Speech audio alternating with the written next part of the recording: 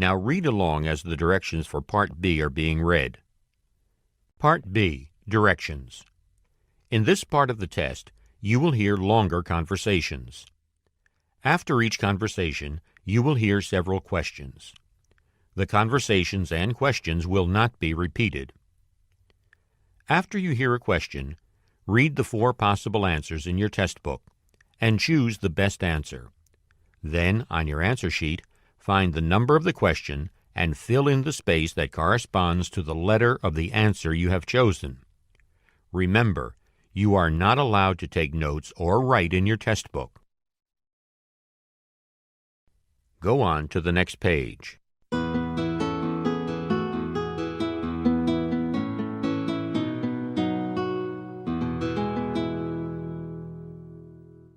Now we will begin Part B with the first conversation. Questions 31 through 34. Listen to a conversation between a college student and his counselor. Good morning, Steve. What can I do for you? Well, I've decided I want to transfer to a smaller college. I know you've had a rough time adjusting, Steve, but I'm sorry to hear you want to leave. What I need to do now is find a new college, and I was hoping you might have some ideas. I might, but first I think I ought to warn you about some of the potential problems with transferring.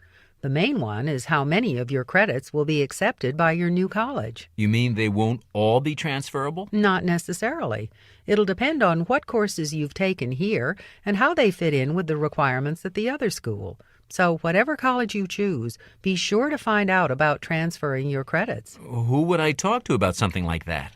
First check with the admissions officer, then follow up with the registrar's office. Now, the other thing I wanted to caution you about is thinking that a transfer will solve all your problems. I'm not sure I understand what you mean. Well, I know you haven't been happy this semester, but are you sure changing colleges is going to be the answer? I like my classes, except for composition. The math department is everything I expected it to be, but maybe if my roommate and I had hit it off better. That's really bothering me more than anything else. Really? Did you talk to someone at the residence office? It might be that changing roommates would make all the difference. I might just do that. Number 31. Why does Steve visit the counselor?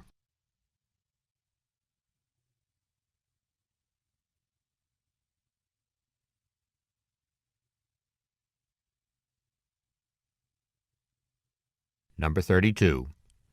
What is one possible problem the counselor points out to Steve?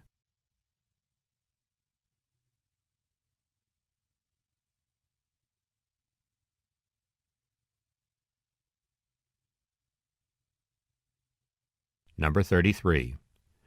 What is Steve's main problem in adjusting to his college?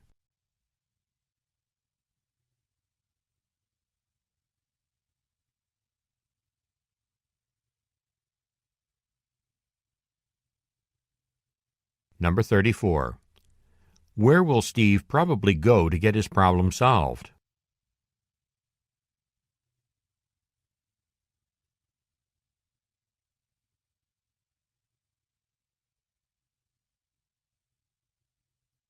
Questions 35 through 38.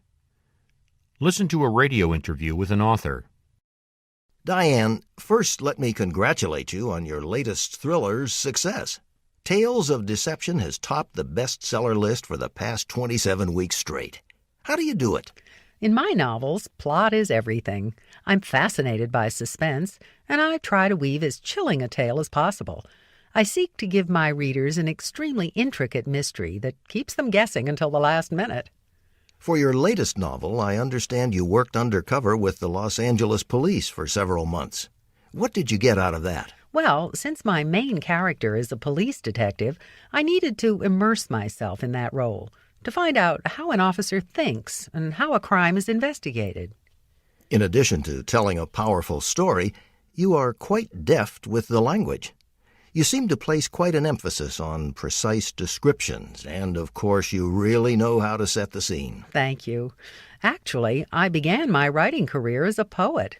It's no coincidence that I've strived for a certain style. It seems to me it would take years to produce something so well written and researched, not to mention the time it takes to work out the plot. And yet, You write so fast that sometimes you've got two new books out at the same time. Tell me about your work habits. I keep at it all the time. I get up at 6 every morning, review the outline for the chapter I'll write that day, and don't stop till I'm finished, sometimes 4 or 5 in the afternoon. Even when I'm not at my desk, I'm working. Ideas flash through my mind all day long. That's why I carry a little notebook around with me. I guess that's about all the time we have today. Thanks very much for being with us. You're quite welcome.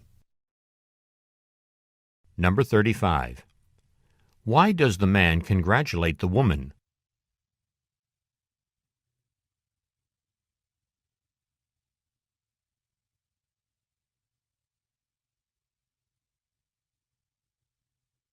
Number 36.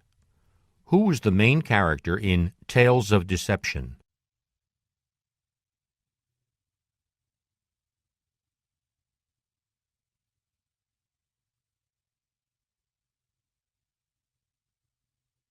Number 37.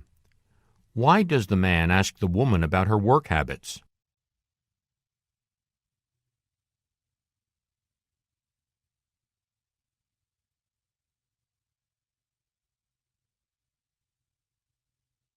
Number 38. Why does the woman carry a notebook?